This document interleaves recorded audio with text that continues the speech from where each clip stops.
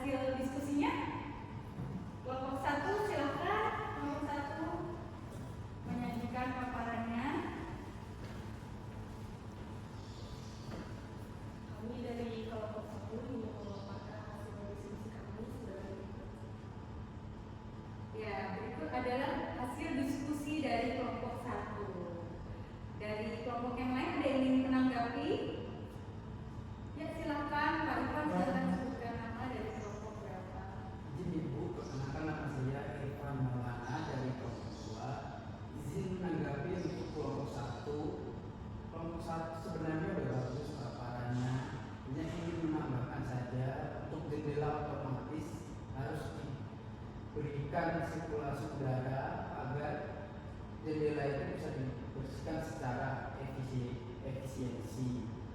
Sekian. Ya, terima kasih Pak Irfan, kita beri applause kepada Pak Irfan.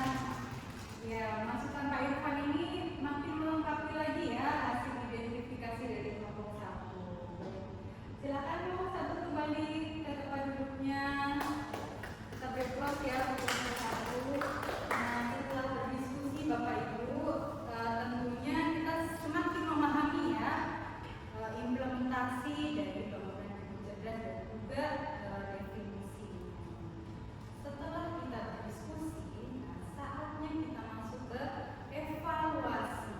Silakan Bapak Ibu scan barcode yang ada di layar ya, dan kemudian masuk ke quiz.com. Kita kerjakan bersama ya Bapak Ibu ya. Sudah masuk semua? Oke, kita mulai. Dan saat ini sudah keluar hasilnya. Ternyata sudah terlihat 3 besar ya. Yang pertama huruf ini. Pak Irfan. Yang ketiga ada Ibu Novi. Selamat ya Bapak Ibu, dari skornya ini sudah tinggi-tinggi semua nih, menandakan Bapak Ibu sudah menyerap materi yang kita bahas sejak pagi tadi. Nah, selanjutnya setelah evaluasi ada yang mau memberikan kesimpulan dari Bapak Ibu. Silakan Ibu Yana. Sebelumnya terima kasih untuk informasi. Kami mendapat kesimpulan materi ini, yaitu bahwa hidup cerdas adalah membangun masa depan yang responsif, yang menjadikan gedung ini efisiensi untuk tenaga teknis bangunan gedungnya. Terima kasih Bu. Terima kasih Bu Yana. Jadi betul sekali ya Bapak Ibu yang disampaikan Bu Yana. Jangan lupa tadi 5 hal ya tentang prinsip bangunan gedung, menerapkan manajemen bangunan pintar, responsif terhadap kebutuhan pengguna, kemudian memenuhi standar teknis bangunan gedung, lalu yang keempat menggunakan teknologi tinggi. Oke, yang terakhir bekerja secara otomatis. Ya. Sudah hafal semua nih Bapak Ibu ya, sudah bisa menjelaskan. Nah, selanjutnya ini Bapak Ibu